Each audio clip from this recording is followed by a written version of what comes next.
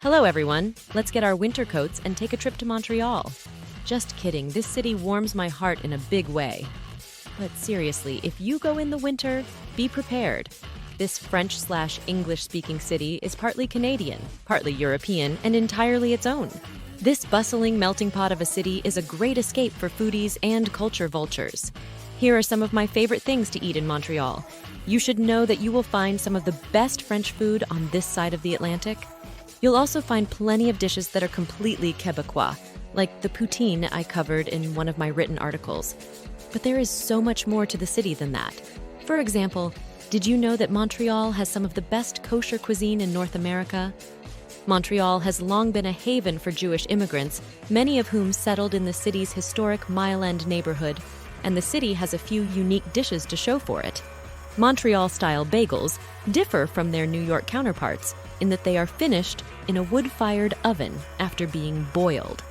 Saint-Viateur and Fairmount Bagel are far and away the city's go-to spots for Montreal's unique contribution to bagel making. Try both and see which you prefer. Likewise, Montreal-style smoked meat is similar to an American East Coast pastrami, but with a slight twist.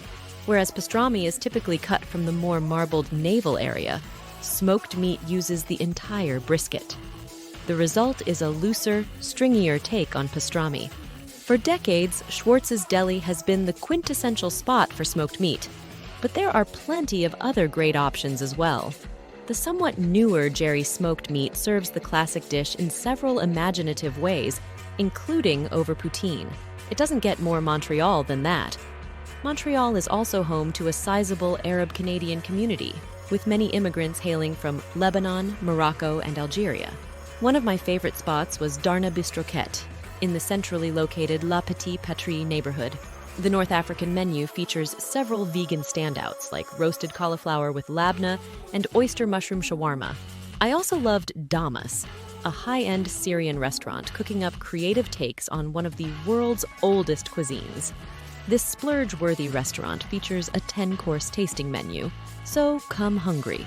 Or you can order a la carte dishes like my delicious mujadara, braised lentils with bulgur and caramelized onions. For something quicker and cheaper, head across the street to Damas's more casual offshoot, Fol. Here, the menu is Syrian street food and funky fusion dishes like sumac fries. And of course, when it comes to French food, I highly recommend Au Petit Extra, a lively bistro where the daily specials are scrawled out on a chalkboard. Also, don't forget to check out La Chronique, known for its extensive collection of French wines, its exquisitely fresh ingredients, and its commitment to classic French technique. I don't go fancy often, but when I do, this is my kind of spot.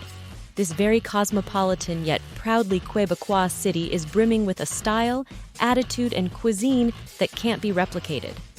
If you want to know more about the nightlife, attractions, and the underground city, go visit cookingwithjade.com. See you next time!